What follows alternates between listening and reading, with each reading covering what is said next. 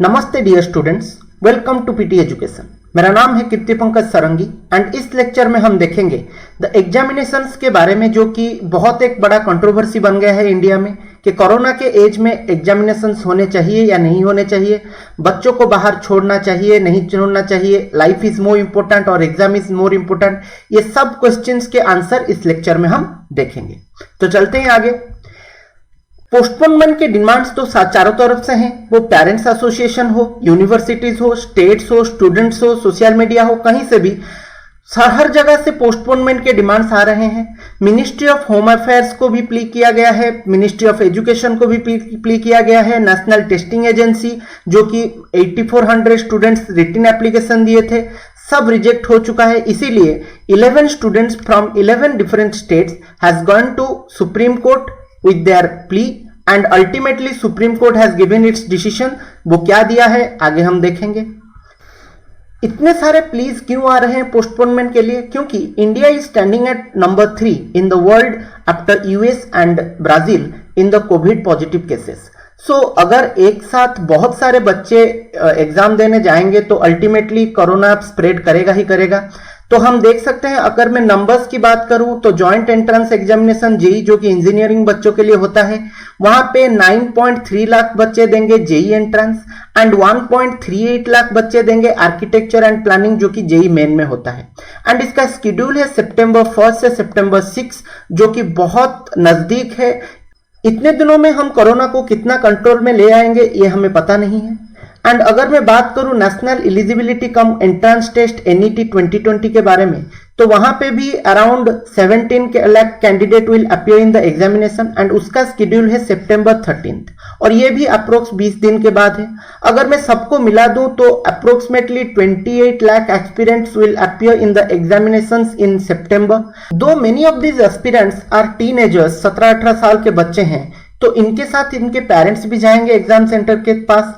तो exam centre में आप समझ सकते हो कितना भीड़ होगा, कितना क्योस होगा, और हमारा रेगुलर ट्रांसपोर्ट सिस्टम भी अभी तक ठीक नहीं हुआ है, तो बहुत सारे दिक्कत होंगे। अगर इनके साथ में मिला दूं फाइनल ईयर स्टूडेंट्स और यूजीसी नेट वाले स्टूडेंट्स को, तो उनका भी हालत कुछ वैसा ही है।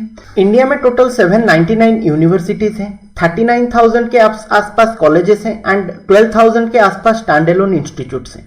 तो आप समझ सकते हो कि कितने फाइनल ईयर स्टूडेंट्स होंगे जो कि सितंबर में अपना एग्जाम देने वाले हैं। तो कोरोना का इफेक्ट इन पे कितना आएगा आप लोग अंदाजा लगा सकते हो।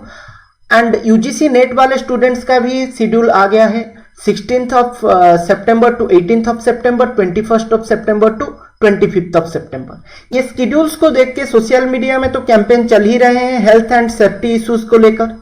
And also states are denying for examination because they are suffering from floods.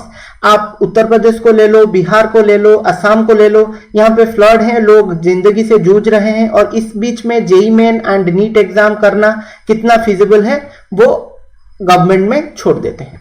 अब बात आ जाता है सुप्रीम कोर्ट के ऊपर। सुप्रीम कोर्ट ने इस प्ली को डिसमिस कर दिया एंड पोस्टपोनमेंट को कैंसिल कर दिया है and saying that life can not be stopped and career of students can not be put in jeopardy।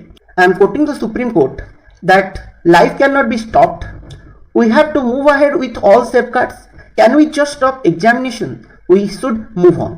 Justice Arun Mishra ने ये बोला है अपने जजमेंट में एंड वो ये भी बोले हैं कि अभी तक हमारा एक साल खत्म नहीं हुआ है, खराब नहीं हुआ है, तो अगर बच्चों का एक साल खराब हो रहा है then that is a loss to the country. And ये जो बेंच था, जो 3 बेंच जज था, उनमें BR गवाई एंड कृष्ण मुरारी भी थे अरुण मिश्रा के साथ। तो चलते हैं आगे। सुप्रीम कोर्ट ने तो अपना वर्डिक्ट दे दिया है and also final year student के लिए भी ये डिसीजन रिजर्व करके रखा है सुप्रीम कोर्ट, जो कि 30 अगस्त को आएगा एंड उसका भी रिजल्ट क्या होगा आप सबको पता ही होगा। लेकिन जो फाइनल डिसीजन मेकिंग अथॉरिटी है वो है गवर्नमेंट। एग्जाम कैसे होंगे, एसओपीज क्या होंगे, सोशल डिस्टेंसिंग कैसे मेंटेन किया जाएगा, सैनिटाइजेशन कैसे किया जाएगा, ये सारी बातें गवर्नमेंट के ऊपर डिपेंड किया जाता है। एंड एग्जाम्स होंगे या नहीं होंगे, पोस्टपोन होगा या नहीं होगा, ये सारा बात गवर्नमेंट के ऊपर छोड़ दिया है सुप्रीम कोर्ट ने। तो now the final decision making authority is the government. कुछ ट्वीट आए हैं from eminent personalities, that is Manish Sisodia जो कि डिप्टी चीफ मिनिस्टर है दिल्ली। उन्होंने बोला है कि ये एग्जामिनेशंस पोस्टपोन किया जाए या फिर कोई अल्टरनेटिव सोचा जाए फॉर द गवर्नमेंट। एंड एक बहुत एमिनेंट पॉलिटिशियन एंड लॉयर है सुब्रमण्यम स्वामी, जिन्होंने बोला है कि दीपावली के बाद को ये एग्जामिनेशन शिफ्ट किया जाए। मैं आपको बताना चाहता हूं कि गवर्नमेंट एंड सुप्रीम कोर्ट ये एग्जाम्स करवाना चाहती है with all the SOPs and modus operandi, that is sanitization and distance making and social distancing, ये सब होगा। मुझे पता है, सबको पता है कि ये सब गवर्नमेंट करता है, लेकिन इससे क्या हमारे जो केसेस हैं वो कम हो जाएंगे? मेरी पर्सनल व्यू है कि शायद नहीं होंगे। अगर होते तो अमेरिका में आप देखे हो 15 दिन स्कूल खोलने में 97,000 बच्चे अफेक्ट हो गए कोविड से। एंड ये जो सारे बच्चे 28 लाख एग्जाम देने जा रहे हैं, ये सारे 18-19 ईयर के बच्चे हैं, टीनेजर्स हैं। ये सब बहुत वल्नरेबल हैं कोविड के लिए। अगर एग्जाम होगा तो अफेक्ट होंगे ही होंगे, एंड असिम्टोमेटिक होंगे तो अपने फैमिली मेंबर्स को भी अफेक्ट करेंगे। होप अभी भी है।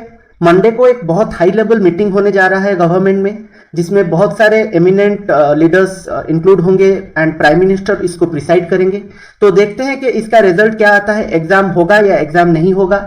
तो अभी भी मैं आपको बोल रहा हूं कि एग्जाम हो रहा है, अच्छा है, लेकिन एट व्हाट कॉस्ट? आप सोचिए। हम चलते हैं अपने एंड की तरफ। These are some resources of PT. Please do refer them. These are very good resources. They will help you tremendously in your examination. Just follow them. Thank you. Best of luck.